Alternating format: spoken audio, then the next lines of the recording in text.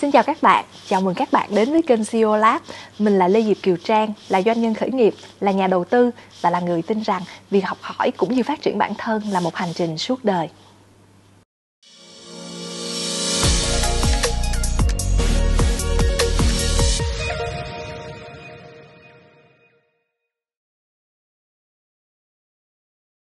Các bạn đang theo dõi loạt bài về Israel, quốc gia khởi nghiệp. Chúng ta đã đi qua 3 số, nghĩa là 50% hành trình.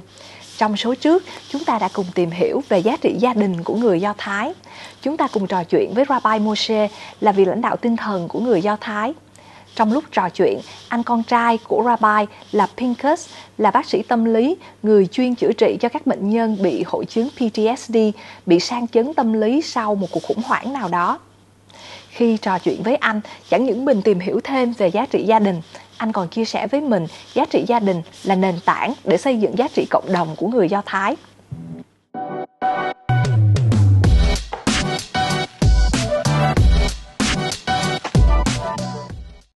Pinchas tầm tuổi mình, sinh ra và lớn lên trong một gia đình rất đông con, có tới 10 anh chị em, bao gồm luôn cả Pinchas. Mình đặt câu hỏi cho Pinchas là khi lớn lên trong một gia đình đông anh em như vậy, mình tin chắc là anh em mỗi người một tính, chắc chắn là sẽ có những mâu thuẫn, gây gổ. Vậy thì trải nghiệm lớn lên trong một gia đình đông con của anh là như thế nào? If the guy was driving a car and lost stop the car, Look, the brakes are not working. the place is not safest for him.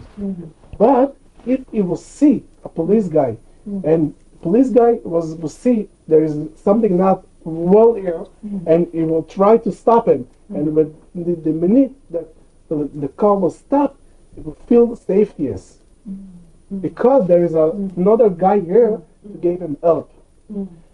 The same thing that a child that get abused, and a child that father is coming from the Holocaust, and everyone that is the feeling is not safest, but it is another guy in the place that gives them to feel that he is good, that he is okay, that he is not only in the place and not good feeling, because then a big family that most of its the kids said that okay, I had a very not good feeling in my teacher was abusing me, my friend, but I had a very good relationship with my father, my brother. It's not only one brother. I have 10 brothers. If this brother is Empathetic. For me, I have my sister, I have my oldest brother, I have my place, and also a biggest answer for this is the Jewish families and the whole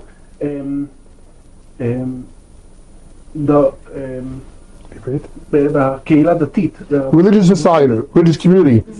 also the same like a family. That I'm not only have a small family. I have also my Extended family, community, which you saw on Shabbat. but that if I need some help, that if I need empathy from someone, I don't want to get it in my family. I can get it by my community, my friends. It's like my family. It is like a ball and margarine balls. Circles of influence. There's the guy, then after the family, the community, the area, everyone has the שייכות. You feel connected. Feel connected. Most people, the reason why they don't invest into the community is because they think if I invest in now, but later on, they are not good friends to me. So whatever I put in will be wasted. But your explanation is that I would just love you first because you are my brothers. And if you're not good to me, I have other brothers. And because we live in a big place with a lot of brothers, one or two fail me, I still have other brothers. Correct. But then you believe that there are other brothers. But most of the world don't have that hope. I know. No. So why are Jewish different? even when you go through probably the worst of the nightmares that could ever happen, but the hope, the belief in the good nature of people is so very strong, and it builds the foundation of how a community is built. Originally, because everyone has inside the believing in God. Because I'm not alone I'm in every place. I have another guy with me, God. And also I have my family, and in the Bible you said ahavat chinam. You need to love everyone. Also, Given. It's a given. Free of only charge. if he doesn't give you something, to love him for love. For the sense of it, you know, you love mankind for its essence. Okay. Oh, look what I found today. Yes. This is Kimkas. Me. That's you. I found we're cleaning this. Okay. It can zoom very well. Yeah, sure. Yeah. Oh. It's when I was 13 years. By bar mitzvah. What do you tell us about Bobby? What's Bobby for you? Bobby for me is she was a very it's more like lovely. She was very funny, and she gave me to believe in myself. She gave me the opportunity to learn how to cook. Yeah. And this gives me also, it's not only to cook, it's to give me to feel rahui, Worthy. okay? Because also if I'm now 7, she gives me to peel the potatoes, and later she gives me to make the chicken soup. And when I was growing, she gives me more power to learn different things, because then I'm today, when I was a father and a parent, when I'm going home, I can come home to my child and to say, someone believes me when I was a child. Now I can believe in you that you will be also good. My kids comes I gave last night. I was planning to go away from home, me and my wife, to enjoy something, and my daughter says, "Can I clean the kitchen?" Oh, sure. Why not? You're 12 years. You can be a very good child if you want. You don't must. Only if you want. And I came home later. It was like 2 hours later. The kitchen was clean, and I told my daughter, "Wow, you became so big. You became so Responsible. okay, to be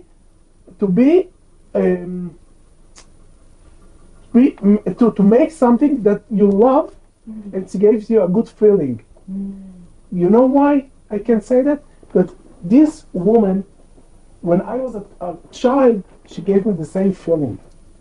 The same today when she died already, and today when I'm opening a big center, I have a lot of craziest times and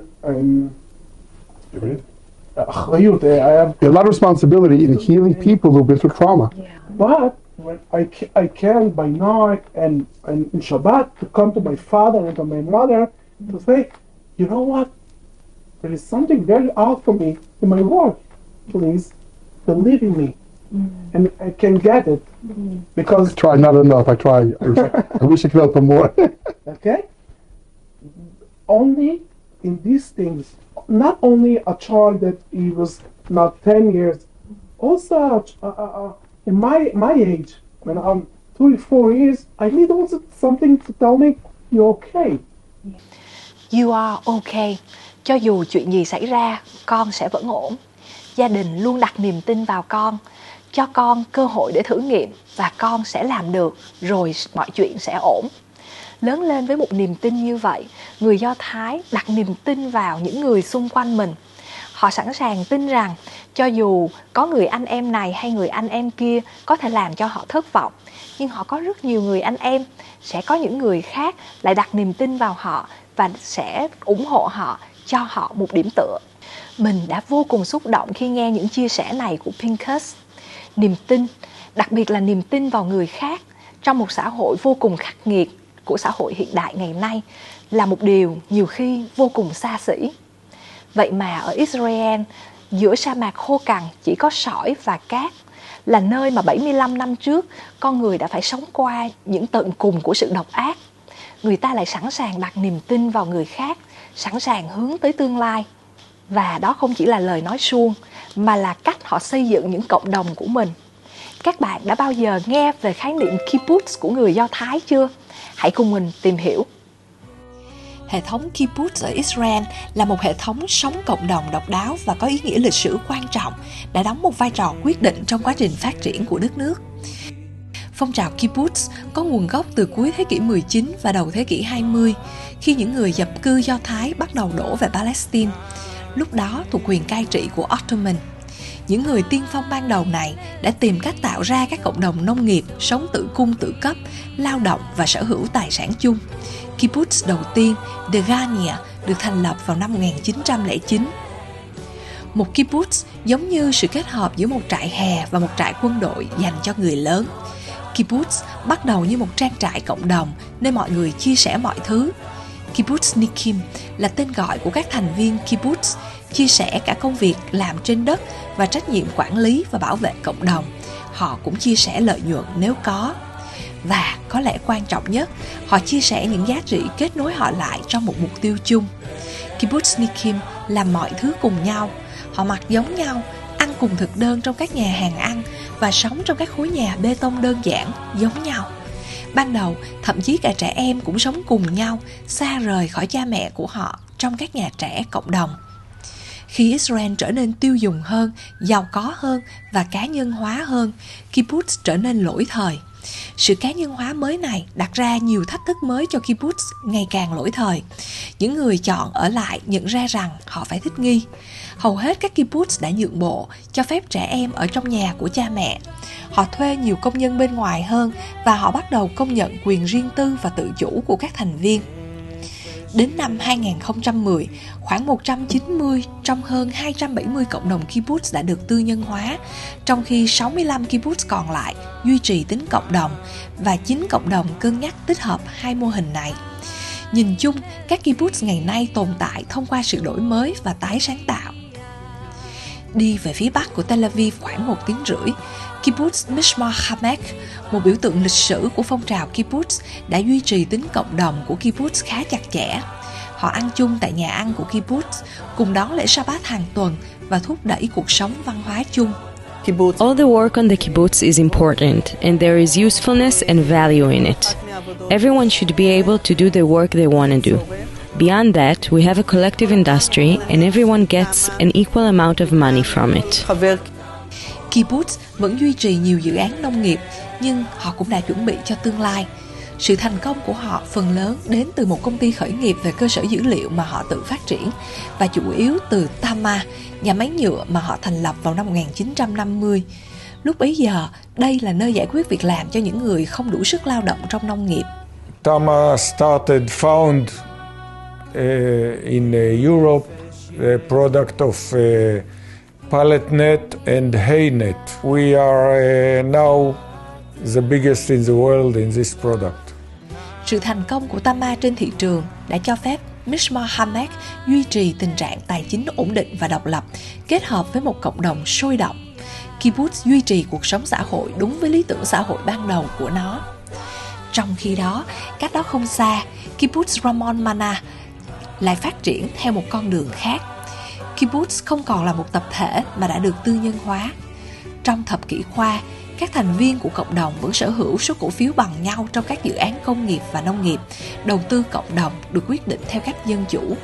Tuy nhiên, vào thời điểm hiện tại, mỗi thành viên đã độc lập về mặt kinh tế. Before the big change, there was a Hadar Ochel, a big dining hall, all the kibbutz members used to meet. Well, for example, this dining hall is now closed. Our salaries go to the shared kibbutz kupa, but from the kibbutz kupa, every member gets his own share. We have a community that we know each other. We feel more responsible for each other. Hình thức kibbutz này khá phổ biến ở Israel, mặc dù nó cũng phân hóa khá rộng. Tuy nhiên, điểm chung của những kibbutz này là những người sống ở đây sẵn sàng đặt niềm tin vào nhau, cùng xây dựng cộng đồng, chia sẻ trách nhiệm và phát triển cái lối sống để có thể dựa vào nhau để xây dựng những gia đình của mình. Đây là một kibbutz khoảng 2 tiếng lái xe về phía tây của Tel Aviv. Mình đến thăm một giáo sư đại học của anh Sơn, giáo sư Timna. Cô là giáo sư tiếng Do Thái, dạy anh Sơn khi là sinh viên đại học ở Mỹ cách đây gần 40 năm. Là một trong những người để lại những ảnh hưởng sâu sắc cho anh Sơn về Do Thái, về Israel. Và cũng ấm áp như những người thầy Việt Nam. Gần 40 năm qua, cô vẫn dõi theo những học trò của mình, luôn sẵn sàng mở rộng cửa để chào đón các em học sinh trong đời đi dạy của cô. Cô có 2 người con gái. Cách đây 20 năm, vợ chồng cô rời nước Mỹ và đến Israel, đem theo 2 cô con gái tuổi thiếu niên. Giờ đây, vợ chồng cô đã là ông bà ngoại, sống gần gia đình 2 con gái cùng các cháu. Họ đều sống trong kibbutz. Ở đây có hồ bơi, khu tập thể thao tập thể của kibbutz. Kibbutz này cũng có nhà ăn chung. Các bé nhỏ được gửi vào trường mẫu giáo của kibbutz. Khi lớn hơn một chút, vào bậc tiểu học, kibbutz có xe đưa đón cho các bạn nhỏ đi học ở trường tiểu học bên ngoài kibbutz. Buổi sáng đưa đi, buổi chiều trở về. Các bạn về đến kibbutz là về đến nhà, có thể chạy chơi trong khuôn viên kibbutz, ngôi làng của mình, ăn ở nhà ăn, mua đồ ăn trong cửa hàng tiện lợi, chơi đùa với các bạn nhỏ khác trong vườn chơi hoặc tự chạy xe đạp từ làng về nhà. Bố mẹ không cần phải lo đi làm về sớm. Nếu công việc bận, các bạn có thể tự về nhà, tự ăn tối. Trong cộng đồng kibbutz, mọi người đều biết nhau, tin tưởng nhau và họ rất yêu quý trẻ con. Việc trông chừng và bảo vệ trẻ em trong kibbutz, trong cộng đồng là một điều ai cũng sẽ làm, không cần phải nhắc nhở. Tính cộng đồng này còn được người Do Thái đem ra khỏi biên giới Israel. Cộng đồng khởi nghiệp ở New York là một ví dụ. Mình biết 3-4 gia đình có con trạc tuổi gần bằng nhau, mỗi gia đình có khoảng 3-4 con. Họ cùng sống gần nhà nhau hoặc cùng thuê những cái căn hộ trong cùng một tòa nhà ở New York. Trong mỗi căn nhà, họ đều dành một cái phòng trống để là phòng chơi với rất nhiều đồ chơi. Và khi gia đình này bận, họ gửi con cho gia đình bên cạnh. Thế là những đứa trẻ này sẽ có những anh chị em hàng xóm, nhiều khi chơi với nhau thành một nhóm, có 9-10 đứa trẻ chơi với nhau rất là vui. Các em này có những anh chị lớn hơn vài tuổi đi trước để học hỏi từ những anh chị, cũng như chăm sóc những em nhỏ hơn, mặc dù không phải là em ruột của mình. Cách sống cộng đồng này trước hết phải xuất phát từ sự tin tưởng họ dành cho nhau trong cộng đồng nhỏ của mình, từ sự chia sẻ về hệ thống tư tưởng, giá trị gia đình mà họ có được. Và đặc biệt là phải xuất phát từ nền tảng sự yêu thương mà người lớn dành cho các con trẻ, cho dù đó không phải là con ruột của mình. Trong số kế tiếp, mình sẽ chia sẻ với các bạn sâu hơn về cách sống cộng đồng này đã đem đến một lợi ích vô cùng to lớn, đặc biệt là với những người mẹ vừa đi làm vừa chăm con nhỏ. Nó giảm tải không biết bao nhiêu áp lực cho những người mẹ đi làm này và giúp cho những người này trở thành những người supermom thực sự. Họ là những người lãnh đạo trong các công ty đại chúng hay là những luật sư, những người founder trong các công ty khởi nghiệp cùng một lúc chăm sóc 3-4 con nhỏ trong độ tuổi ăn tuổi lớn mà vẫn có thể chu toàn mọi việc một cách rất là nhẹ nhàng và với chất lượng rất tốt. Các bạn hãy cùng mình đón xem số sau nha. Quay trở lại với mô hình kibbutz, hệ thống kibbutz ở Israel có một lịch sử phong phú, xuất phát từ lý tưởng chính trị, lối sống chung và đổi mới trong lĩnh vực nông nghiệp. Hệ thống này đã tiến hóa qua nhiều năm tháng để thích nghi với các biến đổi về kinh tế và xã hội, đồng thời vẫn duy trì vai trò quan trọng là một phần không thể thiếu của xã hội và văn hóa Israel. Mặc dù chỉ chiếm 2% dân số Israel, các kibbutz ngày nay đóng góp 10% sản lượng nông sản của Israel và 9,2% sản xuất công nghiệp của Israel. Đó là lý do tại sao ngày nay, ngay cả khi hàng tỷ đô la Mỹ tiền đầu tư đổ vào các dự án công nghệ cao, hàng triệu người vẫn coi Israel như một kibbutz lớn. Một nơi mà mọi người vẫn quan tâm lẫn nhau, hy vọng thay đổi thế giới cùng nhau và sẵn sàng tranh cãi về nó. Từ cuộc thử nghiệm kibbutz tiên phong vào năm 1909, mô hình kibbutz vẫn còn tồn tại và phát triển ở Israel là một minh chứng cho tinh thần cộng đồng, mạnh mẽ, lòng hy sinh, cách sống giản dị bên cạnh sự sáng tạo, lòng quyết tâm và niềm tin vào những lý tưởng của mình. Israel, trong suy nghĩ của nhiều người Việt, là một quốc gia biểu tượng của sự thịnh vượng và tinh thần sáng tạo. Tuy nhiên, Israel từ khi thành lập đất nước đến nay, họ thường xuyên sống trong cảnh thời chiến và trong tranh chấp. Mỗi căn nhà ở Israel, thậm chí là căn hộ, đều có quy định là phải có một phòng tránh bom, bomb shelter. Căn phòng này thường là căn phòng không có cửa sổ hoặc rất ít cửa sổ. Cửa là một tấm kim loại dày và căn phòng này được gia cố hết sức kiên cố để khi Israel bị tấn công, có tên lửa bắn vào thành phố hay khu vực của họ sinh sống, tất cả mọi người trong nhà phải chạy ngay vào căn phòng tránh bom này. Căn phòng được bố trí đơn giản nhưng vừa đủ cho cả nhà có thể trú ẩn, nhiều khi có thể là nhiều ngày. Ở khu vực xa biên giới, tất cả mọi người, bao gồm cả trẻ em, đều được huấn luyện. Khi nghe tiếng còi báo động, mọi người có 45 giây để chạy đến nơi trú ẩn gần nhất. Nếu họ sống ở vùng biên giới, thời gian này là 15 giây. Không chỉ trong khu vực dân cư, khi mình thăm trường đại học Technion, là trường đại học nổi tiếng nhất Israel về khoa học công nghệ, và ở Mỹ, mọi người hay gọi nó là trường đại học MIT của Israel. Các bạn sinh viên đã dẫn mình đến đường vào hầm tránh bom. Hầm này có sức chứa nhiều người hơn và chắc chắn là được gia cố nhiều hơn. Khi đi đến các nơi công cộng, việc khám xét giỏ hay đi qua máy rà kim loại như ở phi trường là chuyện thường ngày ở huyện. Vậy mà, ở nơi này, nơi sống trong sự hồi hộp, sống hôm nay không biết ngày mai đạn pháo hay tên lửa sẽ bay đến lúc nào. Những con người này vẫn dành cho nhau một niềm tin sâu sắc, tạo nên một không gian sống có những khoảnh khắc thanh bình mà đến bây giờ mình không nghĩ trên thế giới có nhiều nơi còn được an hưởng những khoảnh khắc này. Khi đến Israel, điều mà gia đình mình ngạc nhiên và vô cùng sung sướng là Israel đầu tư vào hệ thống sân chơi trẻ em vô cùng phong phú và tươm tất.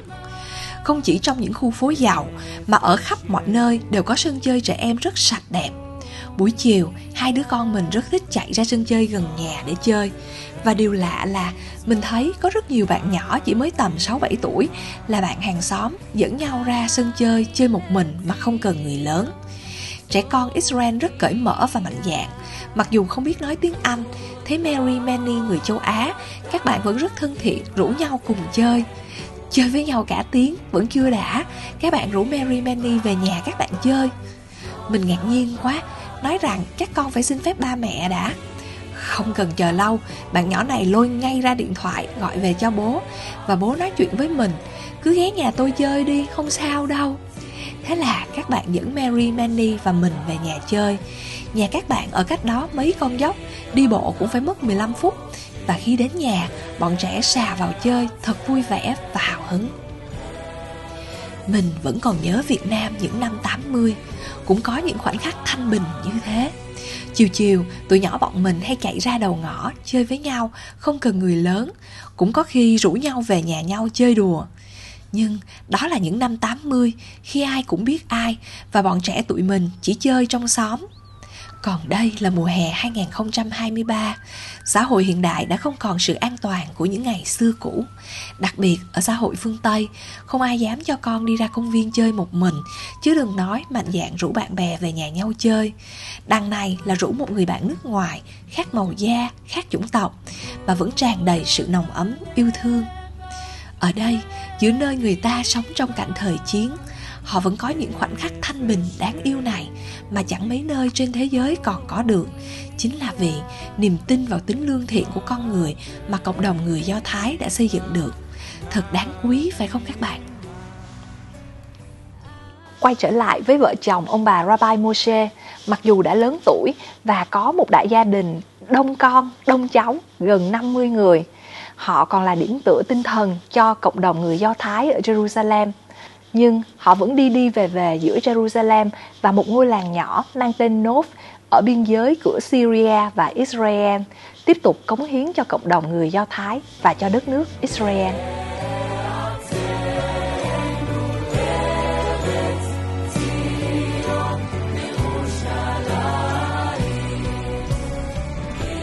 Giữa những những cánh đồng rộng mênh mông ở Golan Heights, biên giới giữa Israel và Syria, là ngôi làng bé nhỏ mang tên Nov. Ngôi làng này có dưới 1.000 người, sinh sống dựa trên nông nghiệp là chủ yếu. Họ có một trang trại nuôi dê để lấy sữa, sản xuất phô mai và trồng những loại cây nông nghiệp đặc thù cho khu vực này. Cũng giống như các tổ chức của những kibbutz, ngôi làng này cũng là một cộng đồng gắn bó với các gia đình nhiều thế hệ, và trẻ em cũng chạy chơi tự do trong làng, lớn lên trong những cộng đồng gắn bó với nhau như vậy. Ngôi làng này cũng được xây dựng trên nền tảng niềm tin tôn giáo chung của người Do Thái, với synagogue, tạm dịch là nhà thờ Do Thái, là trung tâm của các hoạt động trong làng. Chiều thứ Sáu, mình cũng được mời dự lễ cầu nguyện cùng với người dân ở đây, rồi về nhà ông bà Rabbi Moshe để cùng đón Shabbat. Ngôi làng thanh bình này thực ra ở rất gần với biên giới Syria và bên một vùng đồi núi nhìn xuống biển Galilee, là nguồn nước duy nhất và vô cùng quan trọng của khu vực này. Golan Heights là một vùng đất mang vị trí vô cùng chiến lược ở giữa 4 quốc gia: Israel, Syria, Jordan và Lebanon. Ông Moshe còn dẫn gia đình mình đi thăm chiến trường xưa của trận chiến Yom Kippur vào năm 1973. Bên cạnh những chiến hào là những hầm trú bom bunker vẫn còn đến ngày nay.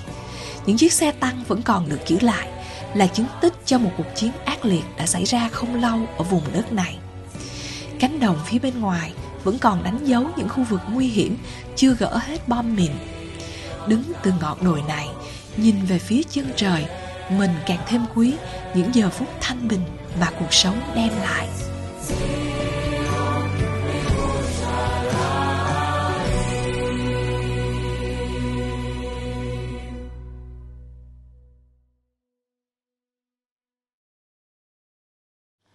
You are okay. Dù mọi việc có diễn ra như thế nào thì bạn cũng sẽ ổn. Ai đó đã đặt niềm tin vào bạn, và vì vậy bạn sẵn lòng đặt niềm tin vào người khác, vào cộng đồng xung quanh mình. Chính niềm tin đó đã giúp cho người Do Thái vượt qua những năm tháng đen tối nhất trong lịch sử nhân loại để hướng về phía trước. Những thước phim này mình đã quay vào mùa hè năm 2023, và ngày hôm nay ngồi chia sẻ với các bạn. Như các bạn cũng biết, những diễn biến đang diễn ra ở miền đất Israel, miền đất thánh, miền đất mà mình dành cho nó rất nhiều tình cảm thân thương, đã có rất nhiều thay đổi. Những ngày Tết đầm ấm bên gia đình, được hưởng sự hòa bình, an yên, mình càng thêm quý những phút giây của sự hòa bình và mong dành một lời cầu nguyện cho miền đất đó sớm có được hòa bình.